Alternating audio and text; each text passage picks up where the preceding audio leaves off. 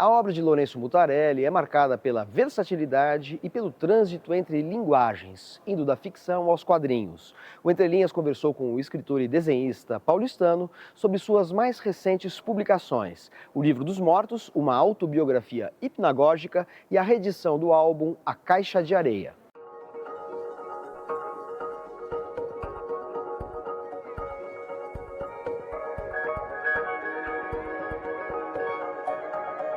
Lourenço, você lançou recentemente o Livro dos Mortos, que é um romance, e acaba de sair uma reedição do álbum A Caixa de Areia. São formatos, linguagens muito diferentes, mas os dois livros têm uma relação entre si, né? Que relação é essa? Quando eu comecei a trabalhar a Caixa de Areia, era uma forma de desenhar minha casa. Eu usei minha casa enquanto cenário e minha família virou personagem. Não era, era uma autoficção, sei lá se chamava assim. E o Livro dos Mortos é parecido também. Sempre tem alguém, de alguma maneira, que está contando a minha história. Agora, na Caixa de Areia a gente tem, vamos dizer assim, um artista, escritor e desenhista, lidando com questões sobre memória, imaginação, realidade, ideias sobre a realidade, e tem uma história em paralelo que está sendo criada, né? Uma história que, enfim, tem um elo com a história do personagem do cartunista, digamos assim. Agora, no caso do Livro dos Mortos, você tem uma personagem que faz aquilo que o escritor e cartunista e desenhista faz. Ele conta histórias, só que nesse caso ele conta as histórias como se fosse para o próprio Lourenço, que é o protagonista. Então tem uma espécie de espelhamento aí, uma inversão, né? Tem esse espelhamento mesmo. Eu não tenho tanto controle. Eu não releio meus trabalhos, eu leio quando chega impresso e depois eu fico distante deles.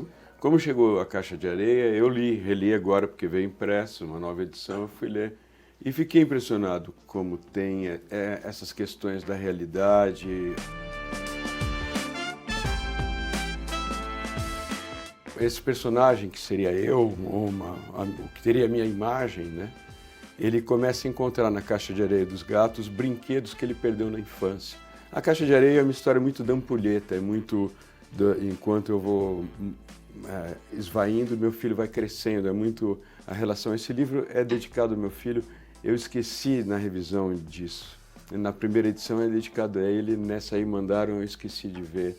E saiu sim, mas é dedicado ao meu filho. Então está registrado aqui agora. Obrigado. Pronto, fica um registro. A Caixa de Areia vira quase que um contato entre esses mundos também. Né?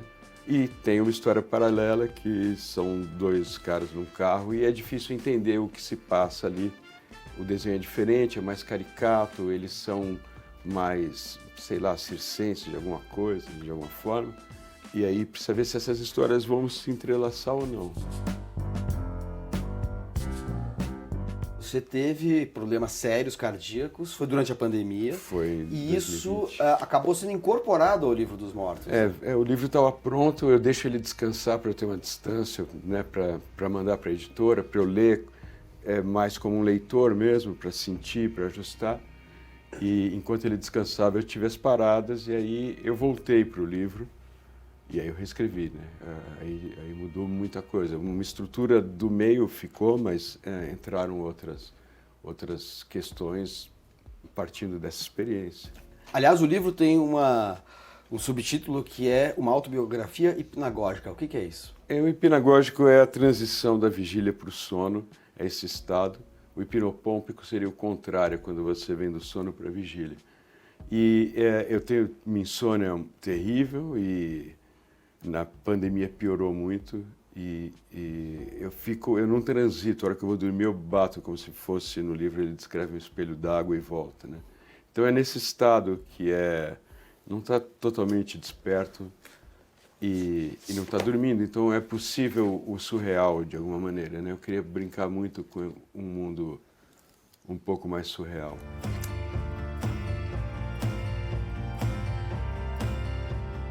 E quem é o Porfírio Pompeu Júnior, personagem que surge como uma espécie de duplo do Lourenço que também aparece? O Pompeu Porfírio lá, ele não tem nada a ver comigo, mas ele sou eu também, né? enfim. Ele faz o que você faz, né? Ele faz o que eu faço e ele se transforma, os nomes mudam, ele assume momentos da minha vida. Ele talvez seria o eu hipnagógico, sabe? É o que transita de alguma maneira ali. Né? O que estaria no meio, né? Justamente no meio da vigília do sonho, da realidade ou da idealidade. Ele traz histórias de pessoas que talvez existam ou não, os ouvintes ou quem contrata ele acredita e quer saber dessas pessoas, acaba se apaixonando por também sombras, né? Por pessoas que não dá para saber se ele inventa aquilo, se elas existem, é difícil saber. Você acha que o Livro dos Mortos pode ser uma espécie de, enfim, resumo da sua forma de se aproximar da realidade? Através das suas personagens, das suas memórias, dos seus demônios?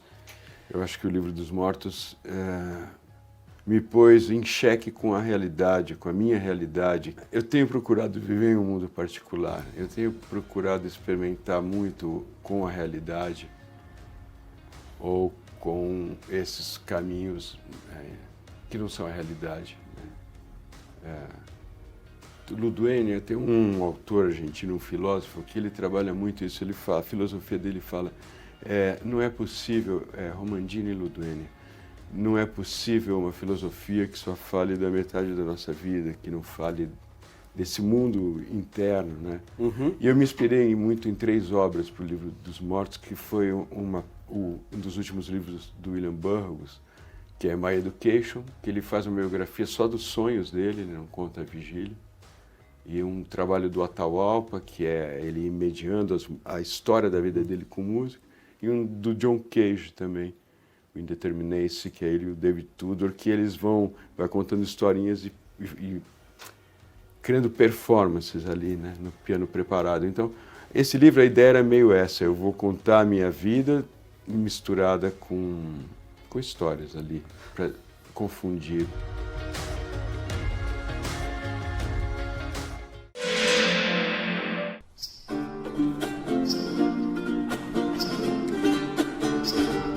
Maior clássico da língua portuguesa, Os Lusíadas, escrito por Luís Vaz de Camões no século XVI, é um poema épico que celebra a história do povo lusitano e a expansão de seu império marítimo.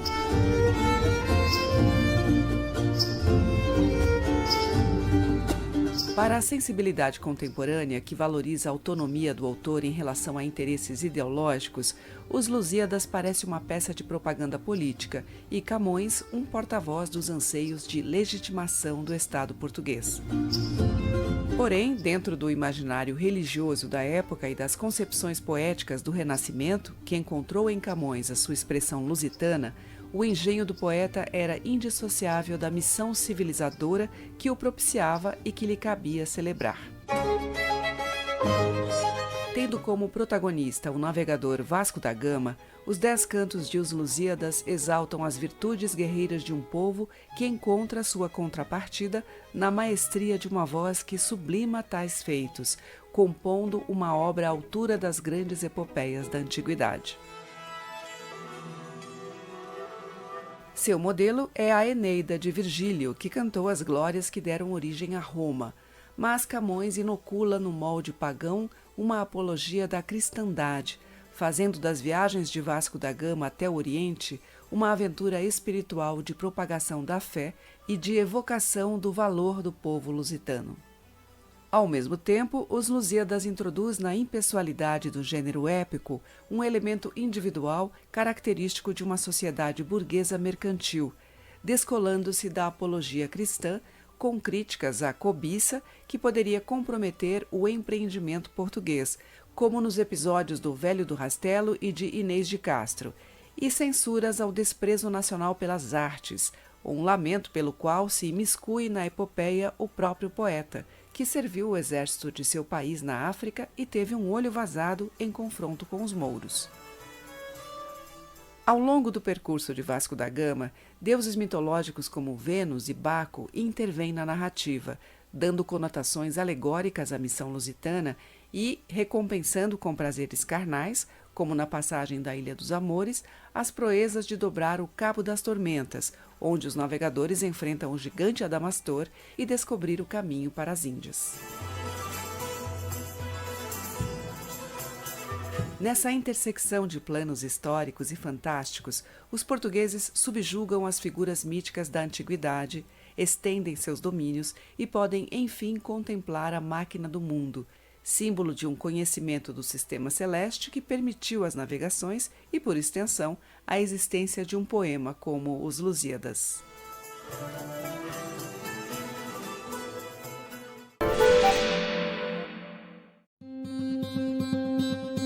Com tradução do poeta Júlio Castanhon Guimarães, o volume Prosa traz em suas 1000 páginas os ensaios, os textos de crítica literária e de artes visuais e os célebres pequenos poemas em prosa, nos quais o escritor francês Charles Baudelaire expressou a sensibilidade moderna no século XIX. Sempre Susan é um retrato íntimo da intelectual norte-americana Susan Sontag, escrito pela romancista nova-iorquina Sigrid Nunes, que foi sua assistente.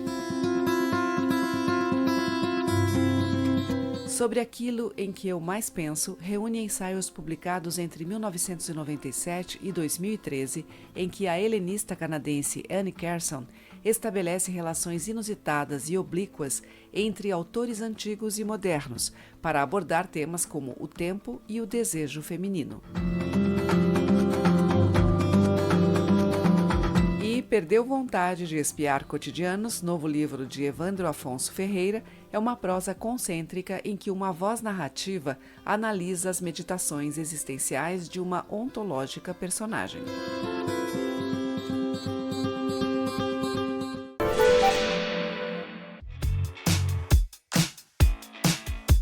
Eu vou indicar um livro que eu li recentemente, não é o livro que eu estou lendo agora, mas eu li esse ano e fiquei completamente apaixonada por ele, que se chama Animal, de uma autora chamada Elisa Tadeu.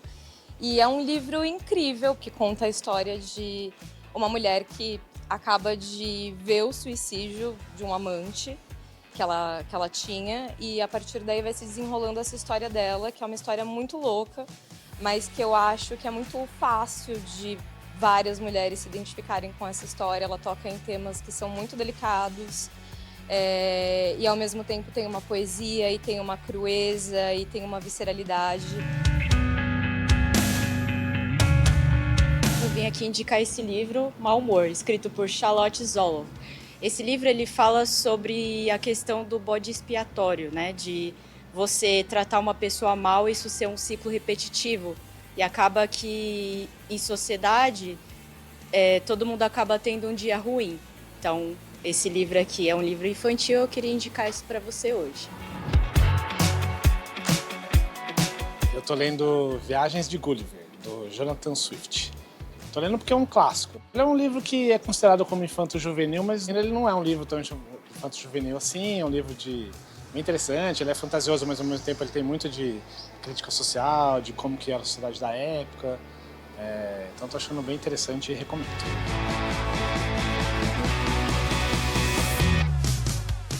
Depois do intervalo, o cantor e compositor Maurício Pereira fala sobre seu livro Minha Cabeça Trovoa, as letras que eu fiz e suas histórias. O Entre Linhas volta já.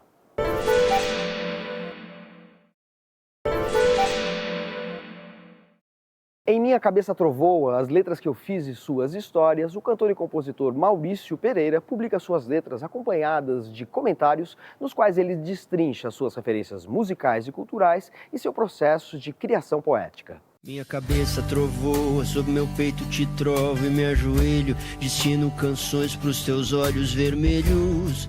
Como surgiu e como foi estruturado Minha Cabeça Trovoa? Sempre eu quis botar minhas letras num livro, mas sabe como é que é? A gente é independente, às vezes você não tem tempo, às vezes você não tem grana, às vezes você não tem paciência. De repente, no fim de 2022, apareceu o João Correia, da editora Miriveja, uma pequena editora de Bauru, um cara que eu já conhecia de outros carnavais, e me intimou. Aí eu revi as letras, porque eu quis que elas ficassem com cara de coisa impressa.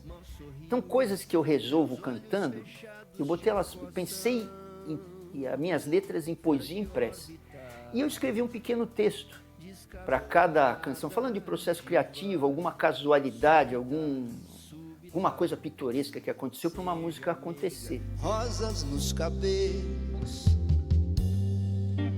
rosas são teus olhos, oceano cor-de-rosa. O seu livro é um livro de poemas, canções, mas a presença da literatura é explícita em algumas letras. Você tem, por exemplo, um blues para o Murilo Rubião. Quando eu li, mais do que a coisa fantasiosa que o Morris, meu parceiro, queria me pedir daquele conto específico, me chamou a atenção o grau de melancolia que tinha nos contos todos. Eu achei muito denso. Solidão. Aí, tanto que eu falo uma hora lá, o meu terno é cinza, me vê essa sensação esturricada, cinza, incolor, do sentimento dele, da melancolia dele. E, talvez por ler aquilo, que tinha mesmo muita imagem, a música tem muita imagem, né? Então essa música é muita imagem, melancolia e secura. E o Morris fez uma melodia super bonita para ela. Na apresentação do Minha Cabeça Trovoa, você se pergunta que lugar um sotaque como o seu ocupa no cancioneiro brasileiro. Eu queria ampliar sua pergunta para que lugar as suas letras, suas composições ocupam no cancioneiro brasileiro. Sempre eu me perguntei isso, porque quando eu era pequeno, do sotaque especificamente, porque quando eu era pequeno eu ouvia o rádio, parecia que todo cantor era carioca, porque eu não ouvia o sotaque paulistano no rádio, nos anos 60, quando eu era pequeno. Então tinha Demônios da Garoa e Os Incríveis. O resto era aquele sotaque mais chiado, né? Do Rio para cima. A gente em São Paulo tem um lugar mesmo X no cancioneiro. A gente é meio fora da linha evolutiva da MPB. A gente tá quando pinta rock and roll é São Paulo, quando pinta rap é São Paulo, quando tem aqueles italianos fazendo samba é São Paulo. Então São Paulo é sempre um lugar meio esquisito, né? Nesse sotaque da música brasileira, nessa doçura que ela tem. São Paulo é meio ríspida, meio áspera, né? Então eu tive que me achar, mas os últimos 20 anos, que são tempos de internet, de cultura indie, na qual São Paulo é um lugar hegemônico, aí eu fiquei mais solto, mais à vontade e mais encaixado dentro de uma turma, vamos dizer, que são esses meninos de uma geração de 2005 para cá, o Kiko Dinucci, o Júpiter Maçã, o Mangue Beat para cá, que quebram esses formatos mais quadrados do texto. Eu não estou falando de sotaque, eu estou falando de estrutura, mas tem a ver com sotaque também, né? Então o meu lugar, eu estou perto desses indies, mas o meu caminho ele é muito solitário, que às vezes eu me agrego a uma tendência ou outra. Certamente, essa molecada dos últimos 15 anos, que leva o texto mais solto e tem os sotaques mais misturados, eu estou mais próximo deles. Eu escrevo como um paulistano da gema, que ao mesmo tempo que eu frequentei muito a calçada e a classe média paulistana, essa coisa meio italianada que a gente tem, tinha, agora mudou. Ao mesmo tempo eu estudei. Eu tive boas escolas, estudei na USP, me formei de jornalista. Então, junto com a minha calçada, tem um pouco de gramática. Toque, toque, uma mulher de bengala passa depressa do meu lado. Dentro das suas composições e dentro dessa poesia que a gente lê aqui no livro, a gente vê uma oscilação entre gêneros musicais enorme. Você vai de composições que são meio indefiníveis, porque são muito autorais, muito próprias, uma dicção própria sua, mas você também vai da moda de viola para o blues. Qual é o gênero que te define melhor, ou essa, vamos dizer assim, essa pluralidade é que te define? Pensando por que tem coisas tão diferentes entre si, eu acho que é a coisa de ser um classe média paulistano, que a gente não tem muita raiz. Então, minha família tinha italianos, minha família tinha gente do interior. Aí na minha casa eles ouviam o rádio e a televisão. A gente é criado muito pelo meio de comunicação de massa em São Paulo, era muito ali, né? Então tem uma mistura de influências, não tem nada roots, mas tem uma mistura de influências. E eu acho que eu não ter sido criado enquanto artista dentro de uma tendência. Eu não vim do samba, não vim do rock, que nem eu te falei, eu comecei aos 25 anos, e eu comecei nos Mulheres Negras, que era uma banda louca, um liquidificador, né? Então eu não tenho uma escola X específica na minha bagagem. Isso me deu uma liberdade, ou, enfim, me ofereceu uma liberdade de fazer as coisas como eu quisesse. Eu sou um artesão. Tudo tinha ruído, tudo tinha ruído, tudo tinha ruído. Acho que só eu não tinha sentido.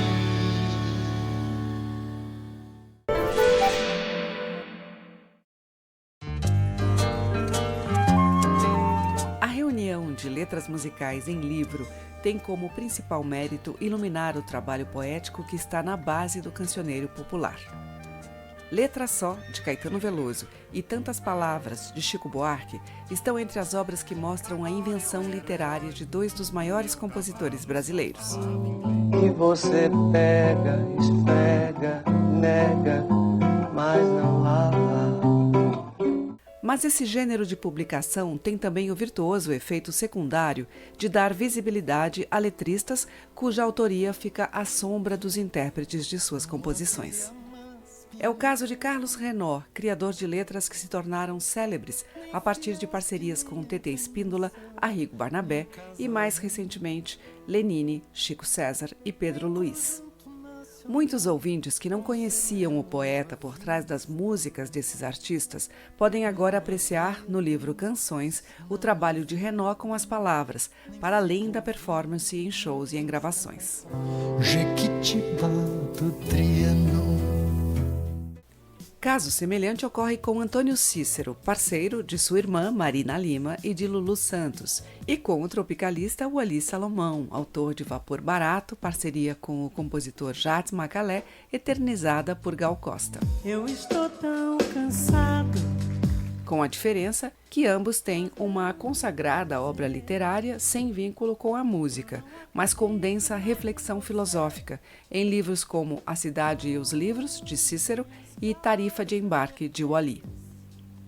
A tênue distinção entre letra e poesia não impede, aliás, que autores mais conhecidos por canções consagradas desenvolvam obra poética autônoma, destinada exclusivamente ao livro, como Hermínio Belo de Carvalho, parceiro ilustre de Pixinguinha, Chico Buarque e Paulinho da Viola, e autor, desde os anos 60, de uma obra vertiginosa, de alta voltagem emocional e rigor compositivo, que pode ser lida na antologia Embornal.